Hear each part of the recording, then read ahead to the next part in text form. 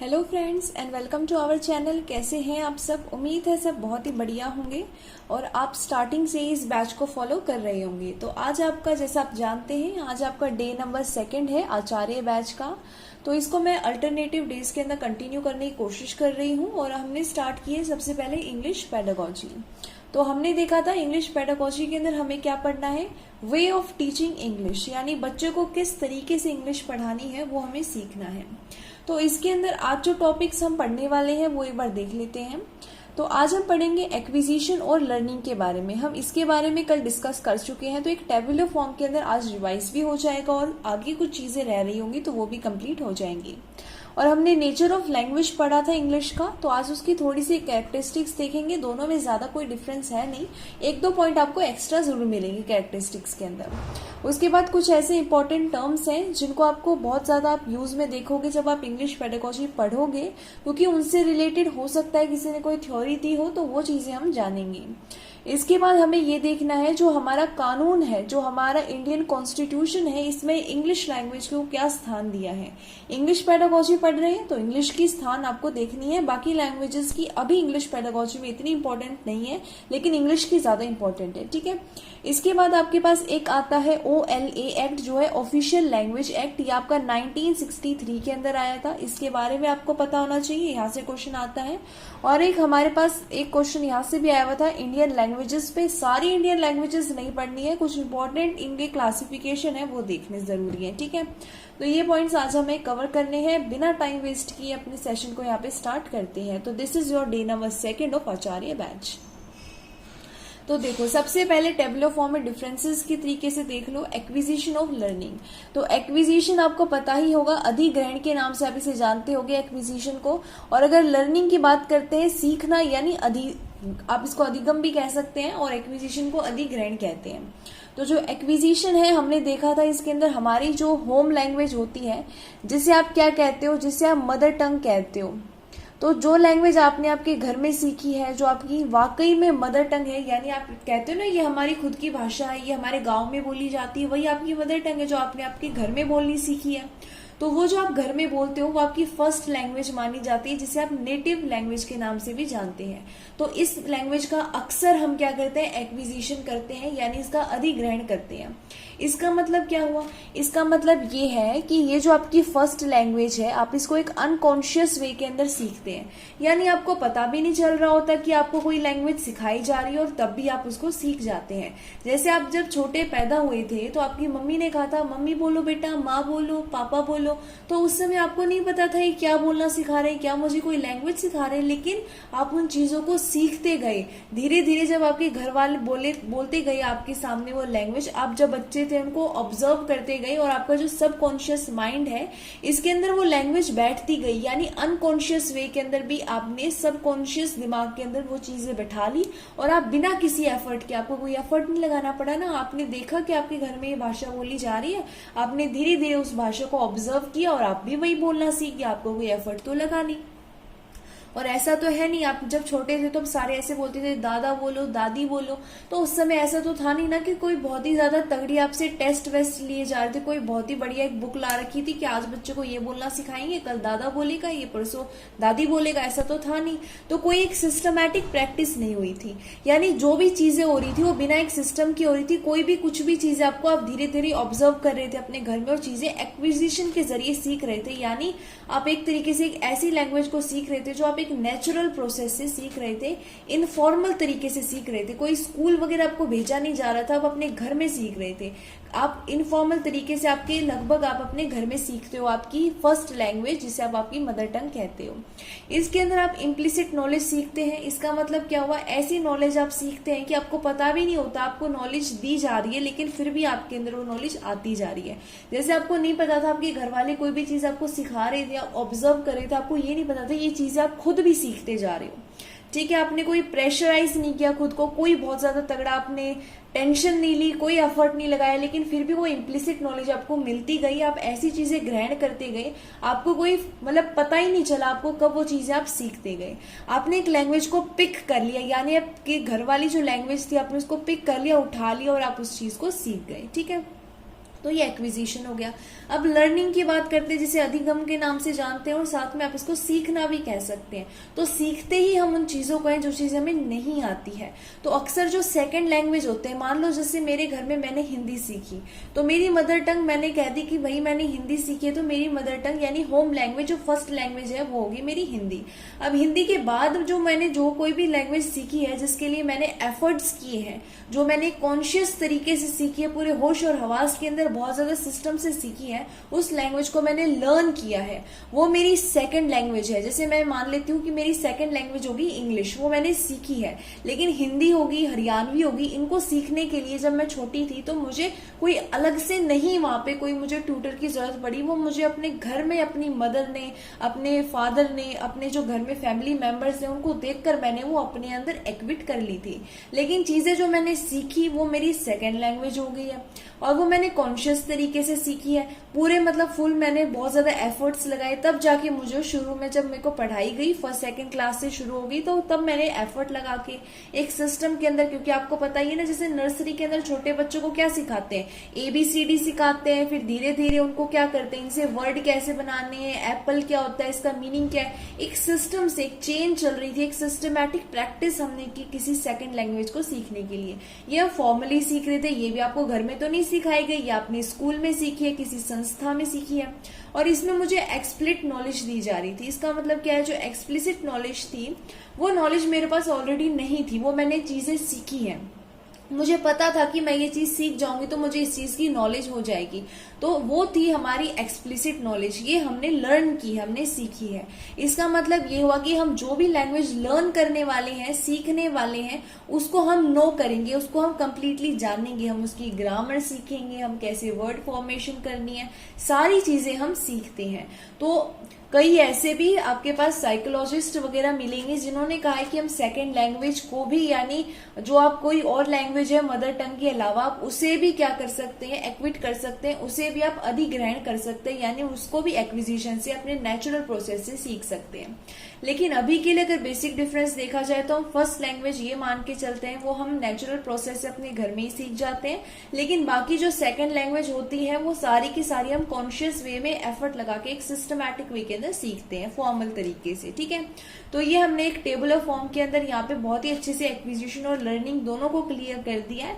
कोई भी किसी को भी डाउट हो तो बेझिझक होकर कमेंट में जरूर बताना, किसी चीज से भी रिलेटेड, सीटेट से रिलेटेड कोई डाउट हो तो वो भी बता सकते हो। ठीक है, अब आगे चलते हैं। तो अभी हमने ये चीज कल भी देखी थी कि जो लैंग्वेज होती है हम इसको एक ब्रिज तरीके से मानते हैं, कि आपके बीच में और जो आपके आइडियाज आपके दिमाग में चल रहे होते हैं, इनके बीच में एक ब्रिज होता है जिसे आप लैंग्वेज के नाम से जानते हैं। तो ये क्या होता है कि ये स्ट्रक्चर्ड मीडियम होता है, जिसकी वजह से हम क्या करते हैं, इसके जरिए हम एक्सप्रेस करते हैं अपने आइडियाज को, अपने विचारों को, थॉट्स को और अपनी फीलिंग्स को। यानी अपनी फीलिंग होगी, आपके मन में, आपके दिमाग में कोई भी चीज चल रही है, अगर आप उसको किसी और को कन्वे करना चाहते हैं, किसी से कम्युनिकेशन करना चाहते हैं, तो आपको किस चीज की जरूरत है, आपको लैंग्वेज की जरूरत है। जैसे यहाँ पे आप देख सकते हो फर्स्ट जो इमेज है, इसके अंदर ये दोनों एक दूसरे को अपनी बातें बता रहे हैं। तो ये क्या कर रहे हैं, अपने कम्युनिकेशन कर रहे हैं, अपनी फीलिंग, आइडियाज, थॉट्स को शेयर कर रहे हैं। किसके जरिए, लैंग्वेज के जरिए। तो ये बोलेगा तो इसके मुंह से क्या निकलेगी, लैंग्वेज निकलेगी। देखा था ना, लैंग्वेज क्या है, हमारी टंग से कोई भी चीज निकल रही है वही लैंग्वेज है। तो ये कैसे बात कर रहे हैं, ये ओरली बात कर रहे हैं, यानी अपने मुख से बात कर रहे हैं, तो ये ओरल लैंग्वेज होगी।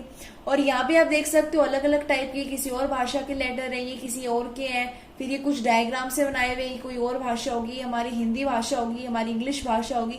तो ये चीजें हमें लिखी हुई दिखाई दे रही है, तो ये क्या होगी, ये आपकी रिटन लैंग्वेज होगी।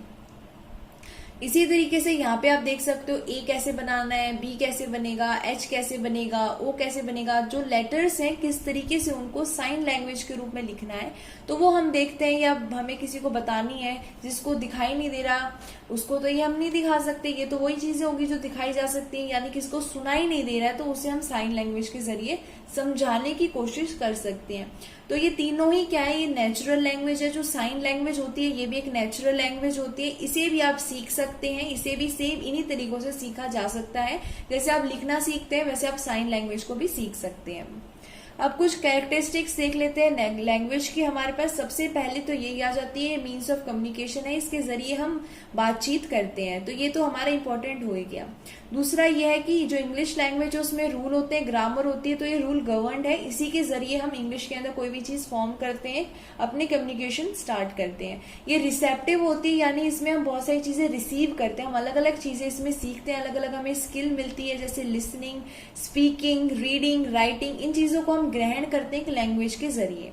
इसके बाद इसके अंदर कुछ सिंबल्स होते हैं, जैसे इसके आपको पता ही अल्फाबेट्स वगैरह, ये क्या है, इसके सिंबल्स हैं, तो ये सिंबॉलिक है, ये डायनामिक है, यानी कोई भी लैंग्वेज है वो फिक्स नहीं होती, स्टेबल नहीं होती है वो, ठीक है, वो हमेशा क्या होती है, चेंजेबल होती है, यानी टाइम टू टाइम कोई चीजें ऐड होती रहती है और टाइम टू टाइम कोई चीजें डिलीट होती रहती है, यानी वो क्या है, डायनामिक है, चेंजेबल है, इसे चेंज किया जा सकता है।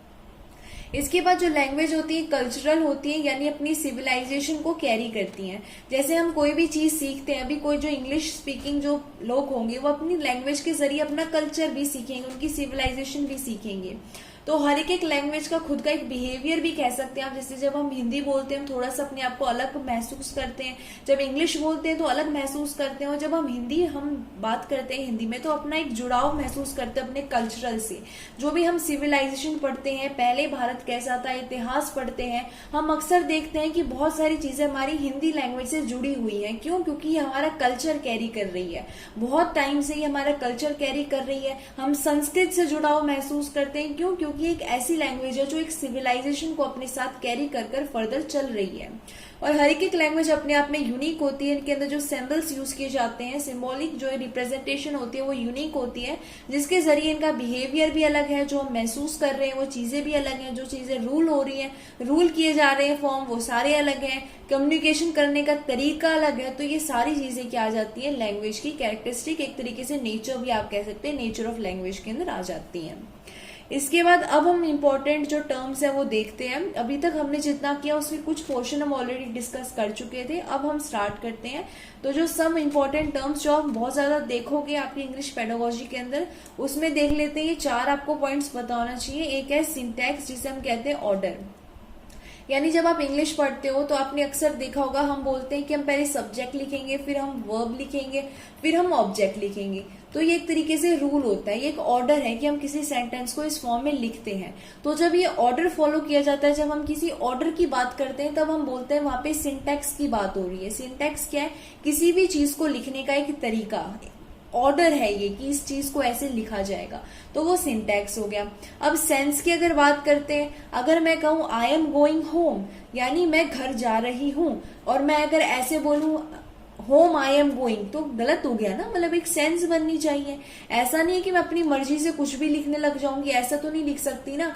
Home I am going, home, या फिर लिख दो एम आई गोइंग, क्या बना, ये कोई सेंस बन रहा है क्या?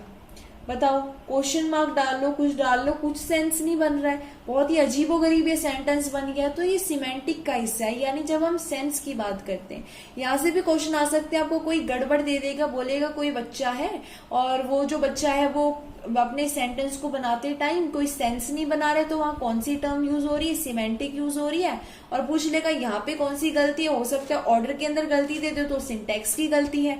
और कोई बच्चा अगर साउंड की बात करेगा तो हम फोनेटिक्स की बात करते हैं, इसी के अंदर आपको फोनोलॉजी भी आता है, जिसके अंदर हम स्पीच की बात करते हैं,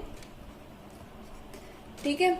तो फोनेटिक्स हम बात करते हैं साउंड की, ऐसे याद कर लो, S फॉर हमारे पास सेंस और S फॉर सिमेंटिक होता है। और फोन के अंदर हम बोलते हैं तो वहां पे आवाज आती है, तो उससे साउंड रिलेटेड है। और जब हम मॉर्फोलॉजी की बात करते हैं तो इसमें फॉर्मेशन ऑफ वर्ड्स बात करते हैं। जैसे आपको पता ही होगा रोज की स्पेलिंग ये है, अगर कोई बोले नहीं ये है रोज, तो ये तो गलत हो गया ना, तो एक तरीके से उसको वर्ड्स फॉर्म करने आने चाहिए। तो हम बात करते हैं मॉर्फोलॉजी की, और जब कोई वर्ड बनेगा तभी वहां पे कोई सेंस क्रिएट होगा। तो मॉर्फोलॉजी को कई बार हम सेंस से भी कनेक्ट कर देते हैं। और जब हम हिंदी में पढ़ते हैं वर्णमाला, तो हम कहते हैं कि ध्वनि जो होती है सबसे छोटी इकाई होती है। तो उसी तरीके से जो साउंड होता है इसकी सबसे ज्यादा छोटी यूनिट हमारी फोनीम होती है। यहाँ से क्वेश्चन आया हुआ है, ठीक है, साउंड की सबसे ज्यादा छोटी यूनिट फोनीम है। और अगर हमारे पास पूछ लेता है कि जो सेंस है, अगर सेंस में भी आ जाएगा, तो जैसा मैंने बताया था आपको, जो मॉर्फोलॉजी है हम उसको भी कनेक्ट कर लेते हैं सेंस से, क्योंकि उसमें वर्ड्स फॉर्म होते हैं और वर्ड्स की एक सेंस बनती है। तो इसमें मॉर्फीम आ जाएगी, इसकी सबसे ज्यादा स्मॉलेस्ट यूनिट ऑफ वर्ड्स या सेंस, ठीक है।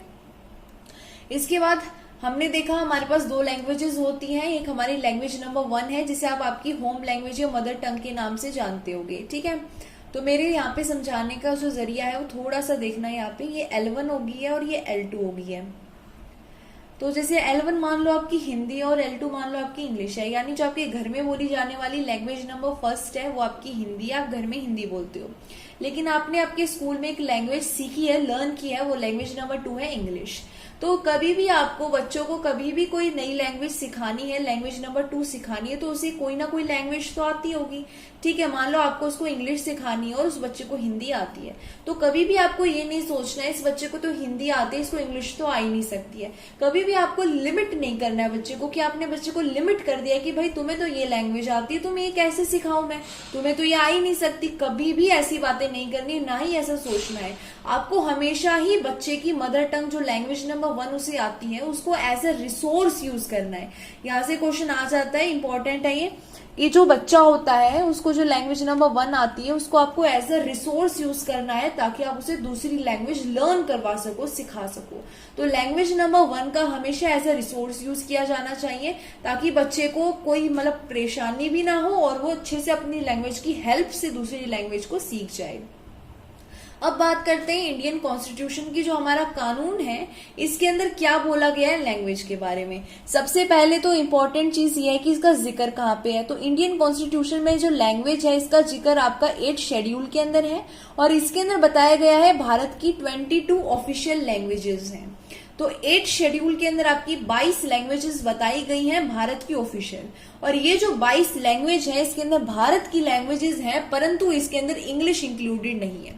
एक लिस्ट है हमारे पास इंडियन कॉन्स्टिट्यूशन में 8 शेड्यूल के अंदर, जिसमें 22 लैंग्वेजेस लिखी गई हैं। इसमें उर्दू है, इसमें हिंदी है, इसमें संस्कृत है, इसमें गुजराती है, इसमें पंजाबी है। तो लेकिन इसके अंदर इंग्लिश नहीं है। इंपॉर्टेंट क्वेश्चन है, पूछ लेते हैं क्या इंग्लिश इन 22 लैंग्वेजेस का हिस्सा है, तो नहीं है। ऐसे बहुत सारी लैंग्वेजेस लिस्ट की गई हैं 22 लैंग्वेजेस, और इसमें क्या है, इंग्लिश नहीं है, ठीक है। तो ये चीज आपको पता होनी चाहिए। अगर पूछ लेगा कि इंडियन कॉन्स्टिट्यूशन में लैंग्वेज का जिक्र कहाँ पे है, तो 8 शेड्यूल के अंदर है। कितनी लैंग्वेजेस का जिक्र है, तो 22 लैंग्वेजेस का जिक्र है, ठीक है। तो यहाँ पे यही मैंने आपको बताया है कि जो 8 शेड्यूल है हमारे कॉन्स्टिट्यूशन का, 8 शेड्यूल जो कॉन्स्टिट्यूशन का है इसके अंदर एक लिस्ट बनाई गई है हमारी सारी ऑफिशियल लैंग्वेजेस का, जो 22 लैंग्वेजेस हैं हमारी, जिसके अंदर हमारी अभी बताया था कि इंग्लिश हमारी उसके अंदर नहीं आती है, ठीक है। हिंदी आती है, संस्कृत भी आती है। तो जो रिपब्लिक ऑफ इंडिया है इसके अंदर 22 ऑफिशियल लैंग्वेजेस हैं, जिसके अंदर 8 शेड्यूल के अंदर इसका जिक्र है, और इसके अंदर इंग्लिश इंक्लूडेड नहीं है। कई बार रिपीट कर दी ये बात ताकि बहुत अच्छे से आपके दिमाग में बैठ जाए, यहां से क्वेश्चन आ जाता है। इसके बाद हम बात करते हैं, एक एक्ट आया था 1963 के अंदर। 1963 के अंदर एक एक्ट आया था जिसको आप OLA के नाम से भी जानते हैं। तो ये था ऑफिशियल लैंग्वेज एक्ट। इसका फुल फॉर्म पता होना चाहिए। फुल फॉर्म क्यों पता होना चाहिए वो देख लो। फुल फॉर्म तो इसलिए पता होना चाहिए, कई बार आपको पूछ लेते हैं कि OLA का फुल फॉर्म क्या है। L बदल देंगे, लैंग्वेज की जगह कुछ और लिख देंगे, A की जगह कुछ और लिख देंगे। तो अच्छे से पता होना चाहिए कि जब आप OLA की बात करते हैं तो ये जो एक्ट आया था इसके अंदर फुल फॉर्म है इसका ऑफिशियल लैंग्वेज एक्ट, और ये आया था 1963 के अंदर, ठीक है। तो इसके अंदर 2 आर्टिकल्स बनाए गए। एक तरीके से आर्टिकल 1 है, उसके सेक्शंस 2 हैं। तो इन्होंने आर्टिकल 343 बनाया। इन्होंने बनाया आर्टिकल 343, और इसके अंदर 2 हिस्से बनाए गए, इसका फर्स्ट हिस्सा और दूसरा हिस्सा। तो आर्टिकल 343 सेक्शन 1 के अंदर इन्होंने हिंदी भाषा को रखा है, और बोला है कि जो हिंदी भाषा है ये हमारी ऑफिशियल लैंग्वेज मानी जाएगी, हमारी राजभाषा है। भारत की कोई भी राष्ट्रीय भाषा नहीं है, इस बात को दिमाग में रखना। राजभाषा हिंदी है, तो ऑफिशियल लैंग्वेज इसके अकॉर्डिंग हमारी हिंदी है। और इन्होंने फिर इसका ही सेकंड एक पार्ट बनाया, आर्टिकल 343 का सेकंड पार्ट इन्होंने बनाया, जिसके अंदर इन्होंने इंग्लिश को रखा और कहा कि जो इंग्लिश है वो हमारी एसोसिएट ऑफिशियल लैंग्वेज है, यानी इसकी कह सकते हो आप इसकी हेल्पिंग लैंग्वेज है, किसकी, हमारे पास हिंदी की। तो एसोसिएट हमारे पास ऑफिशियल लैंग्वेज इंग्लिश है, और ऑफिशियल लैंग्वेज हमारी है हिंदी, ठीक है। तो और एक क्वेश्चन यहाँ से ये भी आया हुआ था कि जब आप किसी चीज को, बच्चे को एक अगर लैंग्वेज सिखाना चाहते हो तो उससे पहले, किसी भी लैंग्वेज को सीखने से पहले उसे किस चीज की जरूरत पड़ती है। तो हमें बहुत ज्यादा इंपॉर्टेंट हमारे पास ये पॉइंट है कि प्री रिक्वेस्ट किस चीज की होती है, यानी प्री रिक्वायरमेंट किसकी होती है, तो मोटिवेशन की हमारे पास सबसे ज्यादा रिक्वायरमेंट होती है, मोटिवेशन की, ठीक है। जो आपको चाहिए होता है टाइम टू टाइम, हमें भी चाहिए होता है, वैसे बच्चों को चाहिए होता है, ताकि वो किसी भी नई चीज को सीख सके। तो किसी भी नई लैंग्वेज को सीखने से पहले उन्हें क्या चीज चाहिए, मोटिवेशन चाहिए। जब उनके अंदर मोटिवेशन आएगा तभी वो आगे बढ़ेंगे और नई लैंग्वेज को सीखेंगे पूरा दिल लगा के, ठीक है। इसके बाद हमारे पास ये लैंग्वेजेस इन इंडिया है, इसको 3 टाइप में यहाँ पे बांटा गया है। 2 टाइप और बताऊंगी, यहाँ से क्वेश्चन आ जाता है आपका। तो जो लैंग्वेजेस ऑफ इंडिया है, इसको आप इंडो आर्यन फैमिली से भी बांट सकते हैं, द्रविडियन फैमिली है उसके बाद, और एक आपके पास यहाँ पे है तिब्बतो बर्मन फैमिली। इसके अंदर अक्सर हमारी ईस्टर्न इंडिया की लैंग्वेजेस आ जाती हैं। जैसे आपसे पूछ लेता है कई बार एग्जाम के अंदर, जो मणिपुरी है ये कौन सी लैंग्वेज, हमारी इंडिया की कौन सी लैंग्वेज में बिलोंग करती है, क्या ये द्रविडियन फैमिली की है, इंडो आर्यन की है, या तिब्बतो बर्मन की है। तो ऐसे याद रखना, तिब्बत की साइड ईस्टर्न हमारे पास इंडिया आएगा, तो इसके अंदर तिब्बत की साइड वाली ईस्टर्न इंडिया की हमारे पास क्या आएंगी, लैंग्वेजेस आएंगी, जैसे मणिपुरी, यहाँ पे आपके पास हिमालयश है, उसके बाद मेथई है, तो ये लैंग्वेजेस हमारे पास आएंगी। फिर जब द्रविडियन की बात करेंगे तो इसमें साउथ साइड की आएंगी, जैसे यहाँ पे कन्नड़ आएगी, तमिल आएगी, तेलुगु आएगी, मलयालम आएगी, ठीक है। इसके बाद जब इंडो आर्यन की बात करते हैं, आपको पता होगा आर्यन जो है ये आर्य कह लो इनको, जो इन्होंने कहाँ पे अटैक किया था, यहाँ पे हरियाणा के अंदर भी रहे थे, और हरियाणा से आप रिलेट कर सकते हो, हिंदी भी बोली जाती है हरियाणा में, बंगाल हो गया आपका, मराठी होगी, उड़िया हो गया, पंजाबी होगी, उर्दू हो गया। तो इस साइड हमारे पास इंडो आर्यन हो जाएंगी। ये 3 आपकी ब्रीफ है, हमारे पास एक तरीके से क्लासिफिकेशन होगी। कई बार क्वेश्चन आ जाता है ऑस्ट्रो एशियाटिक से, तो एशिया की जब बात की जाएगी तो आप सेंट्रल में चले जाना। तो सेंटर के अंदर जैसे झारखंड वाली लैंग्वेज होगी, तो जो सेंट्रल इंडिया वाली लैंग्वेजेस हैं वो ऑस्ट्रो एशियाटिक हो जाएंगी। जब इंडो यूरोपियन की बात आएगी तो यहाँ पे हमारे पास 3 लैंग्वेजेस याद रखनी है आपको, हिंदी, गुजराती और इंग्लिश। तो ये हमारी इंडो यूरोपियन हो जाएंगी। तो ये लैंग्वेजेस इन इंडिया हो गई है, 3 टाइप की आपको याद करनी है, 2 टाइप की बताई है, वो भी पता होनी चाहिए। यहाँ से सीटेट में क्वेश्चन आ जाता है आपका, ठीक है। तो ये पूरा लेक्चर यहाँ पे कंप्लीट हो गया है, आई होप आपको समझ में आ गया होगा। और हम बाद में एक बार इसकी जब ये कंप्लीट हो जाएगा हमारा सारा का सारा, तो हम एक 1 शॉर्ट वीडियो भी लेंगे। तो आज हमने ये सारे के सारे टॉपिक यहाँ पे डे नंबर 2 के अंदर कवर कर दिए, प्लेलिस्ट ऑलरेडी बना दी है। अगर नहीं देखी है इससे पहले वाली वीडियो तो बेशक देख लेना। और अल्टरनेटिव डेज के अंदर आपका आचार्य बैच यहाँ पे कंटिन्यू रहेगा, ठीक है। तब तक अच्छे से पढ़ते रहिए, धन्यवाद।